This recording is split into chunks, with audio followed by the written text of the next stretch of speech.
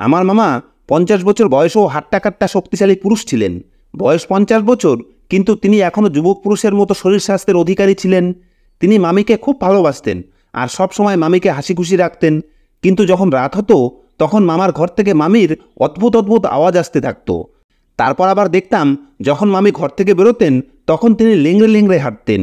মামির এরকম অবস্থা দেখে আমার খুবই কষ্ট হতো। আমি ভাবতে থাকতাম মামা মামির সাথে এমন কি করে যে মামির অবস্থা এই রকম খারাপ হয়ে যায়। মামি রাতে আমার সাথেই ঘুমাতেন। সেদিন মামির অবস্থা খুব খারাপ ছিল, তাই মামি আমাকে ডেকে বললেন, বৌমা তুমি তোমার মামাকে দুধ দিয়ে এসো। কিছু সময় পরে যখন মামি ঘুমিয়ে গেলেন তখন আমি মামির শাড়ি পরে ঘোমটা টেনে মামাকে দুধ দিতে চলে গেলাম। যখনই আমি দুধের গ্লাস রেখে পিছন দিকে ঘুরলাম তখনই মামা আমার হাত ধরে নিজের দিকে টেনে নিলেন। এরপরে মামা আমাকে মামি ভেবে সারা রাত আমার সাথে। আমার নাম টুম্পা। আমি একটা গরিব পরিবারের মেয়ে। আমার বাবা অনেক কষ্টে আমাদের মানুষ করেছেন। আমি দেখতে খুবই সুন্দরী আর এখন আমার বয়স 18 বছর। আমি আমার বাবা মায়ের দ্বিতীয় সন্তান। আমার বড় দাদা দীপক আর আমি মা বাবার সাথে খুবই হাসি খুশি জীবন কাটাচ্ছিলাম। 1 বছর আগেই আমার দাদার বিয়ে হয়েছে। দাদার বিয়েতে আমি খুব আনন্দ করেছি। দাদার বিয়ের পরে আমার বৌদি হয়ে যে এসেছে সে খুবই ভালো। বৌদি আমাকে খুবই ভালোবাসতো আর বাবা মাকেও খুব ভালোবাসতো। এই কারণে আমার বাবা মাও খুব খুশি।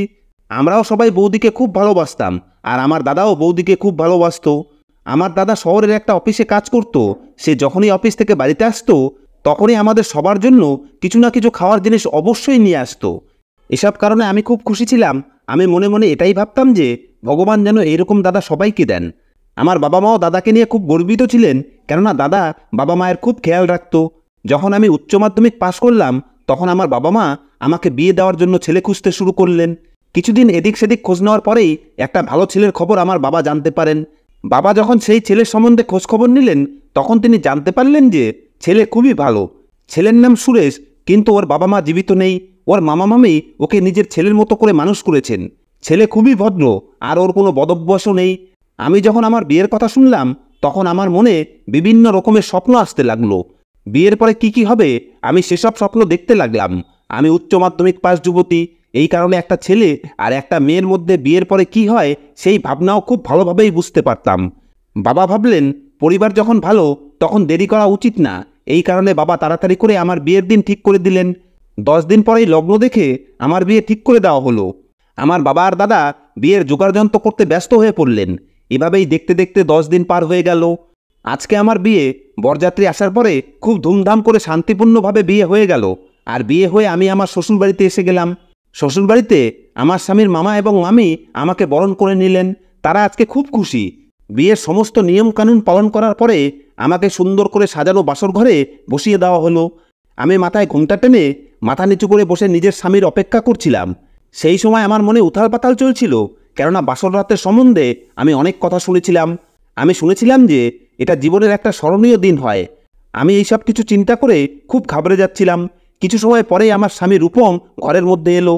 ও এসেই ঘরের দরজা ভেতর থেকে বন্ধ করে আমার পাশে এসে বসে পড়ল। এরপরে ও বলতে লাগলো, টুম্পা, আমি খুব খুশি যে আমি তোমার মতো সুন্দরী একজন জীবনসাথী পেয়েছি।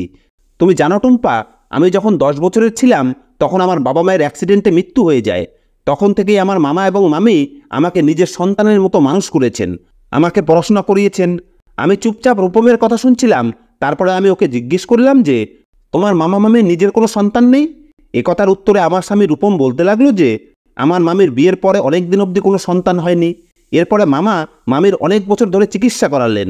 তারপরে গিয়ে তিনি প্রেগনেন্ট হন। কিন্তু যখন বাচ্চা হওয়ার সময় এলো তখন হঠাৎই মামির শরীর খুব খারাপ হয়ে যায়। ডাক্তারের কাছে নিয়ে গেলে ডাক্তার মামির চেক আপ করে বললেন মা এবং ছেলের মধ্যে একজনকেই বাঁচাতে পারা যাবে। সেই সময় মামা বুঝতে পারছিলেন না যে সন্তানকে বাঁচাবেন নাকি মামিকে। তারপরে তিনি সিদ্ধান্ত নিয়ে ডাক্তারকে বলে দিলেন যে মামিকে যে কোনো উপায়ে হোক বাঁচিয়ে নিন। সেই সময় ডাক্তার মামিকে অপারেশন করে তাকে বাঁচিয়ে তো নিলেন, কিন্তু ডাক্তার এটা বলে দিলেন যে তিনি আর কখনোই মা হতে পারবেন না। এই দুঃখ থেকে আমার মামা আর মামি অনেক দিন অবধি বের হতে পারেননি। এর কিছুদিন পরেই আমার বাবা মায়ের এক অ্যাক্সিডেন্টে মৃত্যু হয়। তখন থেকেই তারা আমাকে নিজের ছেলের মতো ভালোবেসে মানুষ করছেন। যাই হোক না কেন, আমি নিজের মামা মামির উপকার কখনোই ভুলতে পারবো না। এই কথা বলতে বলতেই আমার স্বামীর স্বরে নরম ভাব এসে গেছিল, সাথেই তার চোখে জলও এসে গেছিল। তখন আমি আমার স্বামীকে বললাম যে তুমি এত চিন্তা করছো কেন? আমি তাদের এত ভালোভাবে সেবা করব যে তারা সব সময় হাসি খুশি থাকবেন। এই কথা বলার সময় আমার মধ্যে আবেগ ফুটে উঠেছিল। এরপরে আমি আমার স্বামীর হাত ধরে তাকে বললাম, আজকে আমাদের বাসর রাত, তুমি কি এইসব কথা বলেই সারা রাত পার করে দেবে নাকি? এটা বলার সাথে সাথে আমার স্বামী আমাকে নিজের বুকের সাথে জড়িয়ে নিল। আর তারপরে আমিও এই সময়ের অপেক্ষাই করছিলাম। কিন্তু কিছু সময় পরেই রূপম উঠে আমার থেকে দূরে সরে গেল। ও 5 মিনিটও ঠিকভাবে টিকতে পারেনি। এই সব দেখে আমি ভিতরে ভিতরে জ্বলতে লাগলাম।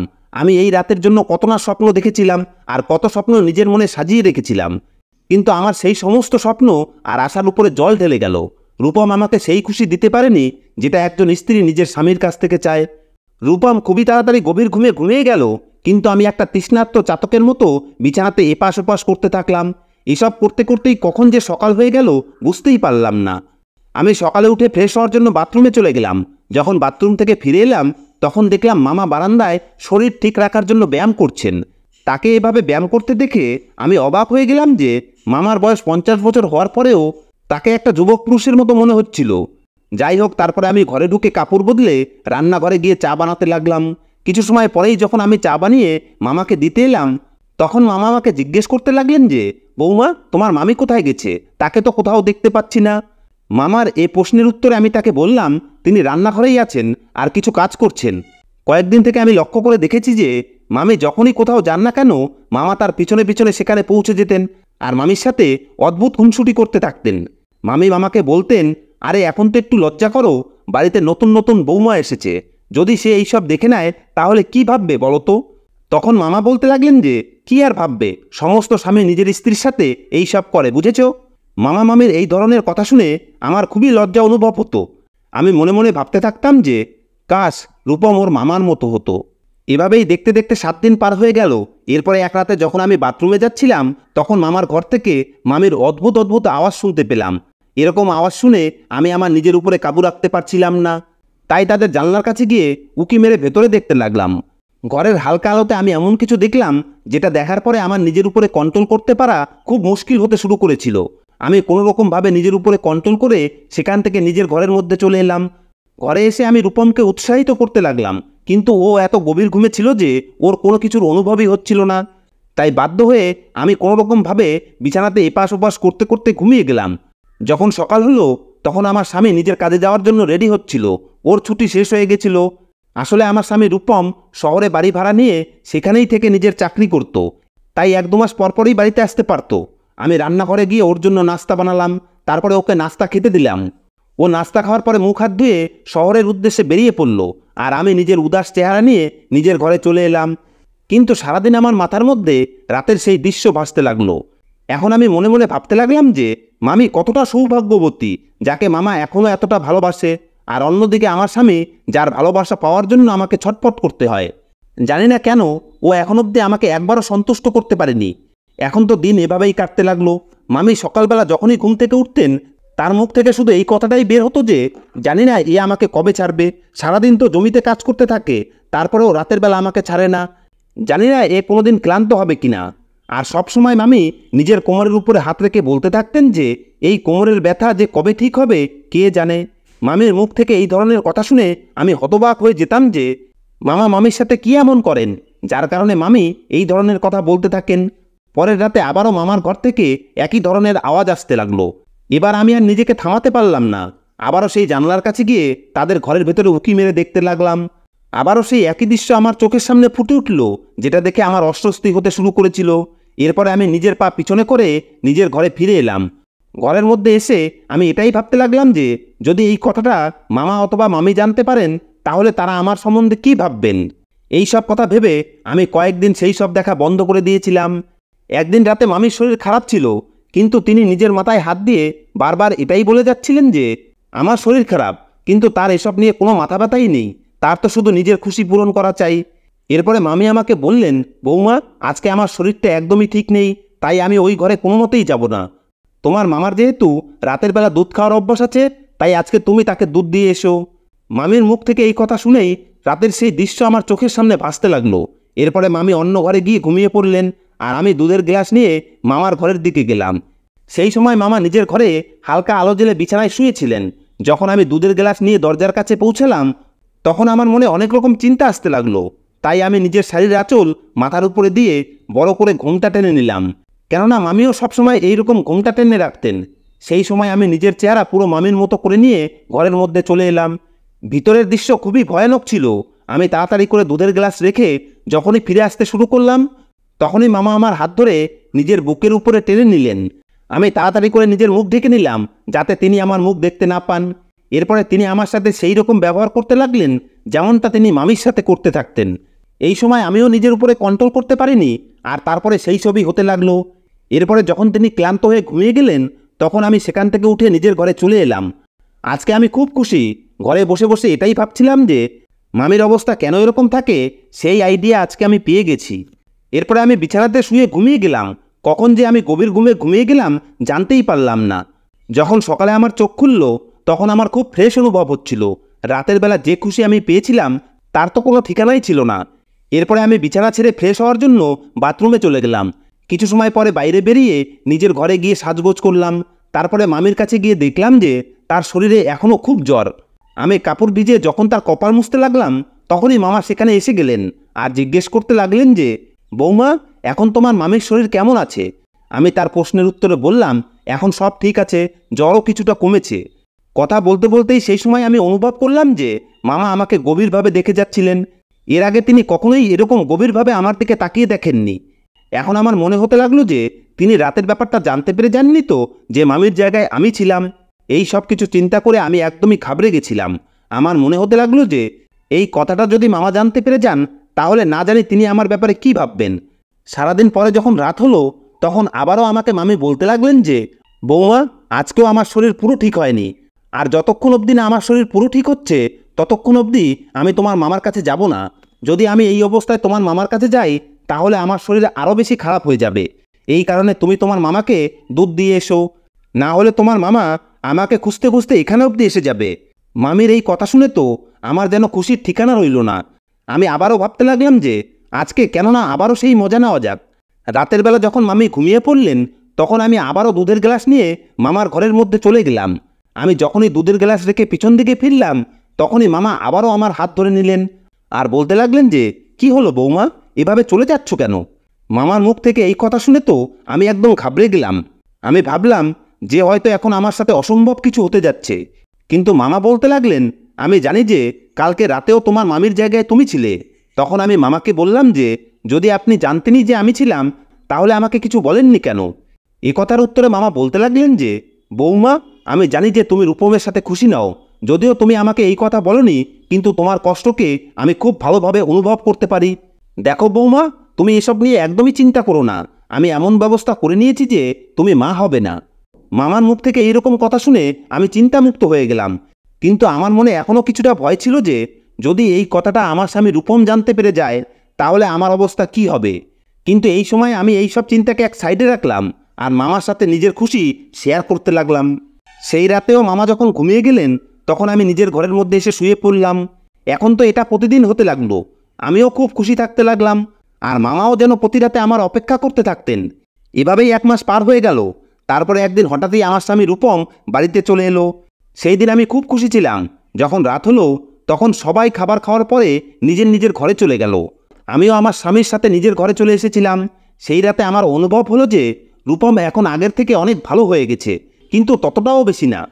তারপরে ও ক্লান্ত হয়ে গভীর ঘুমে ঘুমিয়ে গেল। ওকে এভাবে গভীরভাবে ঘুমাতে দেখে আমার ভেতরে ভেতরে আগুন জ্বলতে লাগলো। তখন একবার ভাবলাম যে আমি মামার কাছে চলে যাই, কিন্তু রূপম বাড়িতে ছিল। এই কারণে আমি কোনো রকমে নিজেই নিজেকে বুঝিয়ে শুনিয়ে ঘুমিয়ে গেলাম।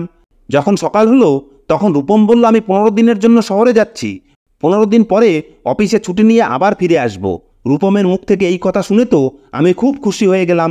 এরপরে আমি সারাদিন ধরে রাতের সেই ব্যাপারে ভাবতে লাগলাম। সেই দিন যেন পার হচ্ছিল না। অনেক কষ্টে যখন রাত হলো আর মামি ঘুমিয়ে গেলেন, তখন আমি আবারও মামার ঘরের মধ্যে চলে গেলাম।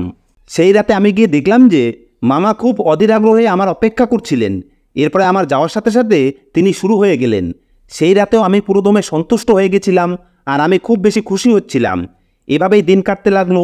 15 দিন পরে যখন আমি বাড়ির কাজে ব্যস্ত ছিলাম, তখন আমার স্বামী রূপম বাড়িতে ফিরে এলো। ওকে দেখে তো আমার মন খারাপ হয়ে গেল। তাই আমি ওকে জিজ্ঞেস করতে লাগলাম যে কি হলো, তুমি এত তাড়াতাড়ি ফিরে এলে যে?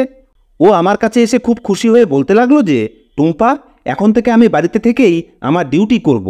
কেননা আমি আর তোমাকে বেশি কষ্ট দিতে চাই না। ওর মুখ থেকে এই ধরনের কথা শুনে তো আমি খুব চিন্তায় পড়ে গেলাম যে রূপম আজকে এই ধরনের কথা বলছে কেন। এরপরে রূপম আবার বলতে লাগলো, তুমি জানো টুম্পা, তোমার মতো স্ত্রী অনেক ভাগ্য করেই পাওয়া যায়। আমি খুব ভাগ্যবান যে তোমার মতো এত ভালো স্ত্রী পেয়েছি।